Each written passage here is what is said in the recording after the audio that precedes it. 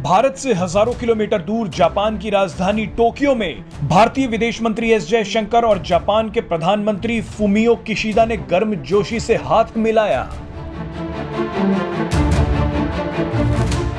इन दोनों ने हाथ भले ही टोक्यो में मिलाया है, लेकिन इस हैंडशेक से चीन की नींद उड़ गई है।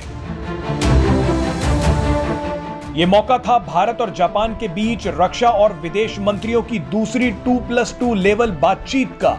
दोनों ही देशों की यह तस्वीर आने वाले दिनों में चीन के लिए एक बड़ी परेशानी खड़ी करने वाली है। जल्द ही दोनों देश पहली बार संयुक्त एयर कॉम्बैट एक्सरसाइज करने वाले हैं। यह पहला मौका होगा जब भारत और जापान के लड़ाकू विमान हवा में दहाड़ेंगे। यह चीन के लिए किसी बड़े झटके से कम नहीं है। हिंद प्रशांत क्षेत्र में चीन के आक्रामक और विस्तारवादी रवैये पर भारत और जापान पैनी नजर रखे हुए हैं। 2+2 बैठक में दोनों देशों ने रक्षा साझेदारी को और बढ़ाने पर जोर दिया है। इसी बैठक में तय हो गया कि दोनों देशों के लड़ाकू विमान जल्द ही एक बड़ा युद्ध अभ्यास करेंगे। दोनों देश मिलकर अत्याधुनिक वेपन सिस्टम विकसित करेंगे।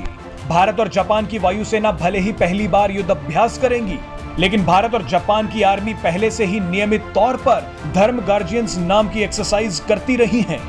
दोनों देशों की नौसेना के बीच भी युद्ध अभ्यास होता रहा है, जिसे जिमेक यानी Japan India maritime bilateral exercise कहते हैं।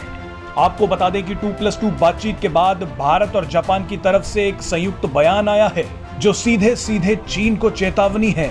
जापान ने कहा है कि वो राष्ट्रीय सुरक्षा के लिए हर विकल्प को आजमाने के लिए प्रतिबद्ध है, जिसमें काउंटर स्ट्राइक कैपेबिलिटीज भी शामिल हैं। यानी अगर जरूरत पड़ी तो जवाबी हमले की भी तैयारी है। आपको जानकारी दे दें कि पूर्वी लद्दाख सेक्टर में LAC के पास पिछले 2 सालों से भारत और चीन के बीच गतिरोध चल रहा है। हालांकि कुछ इलाकों से दोनों देशों की सेनाएं वापस लौटी हैं, लेकिन तनाव पूरी तरह से खत्म नहीं हुआ है। दूसरी तरफ चीन दक्षिण सागर में भी लगातार आक्रामक बना हुआ है, अपने पड़ोसी देश ताइवान को धमका रहा है। चीन के इस रवैये से अब भारत और जापान दोनों ही सतर्क हो गए हैं।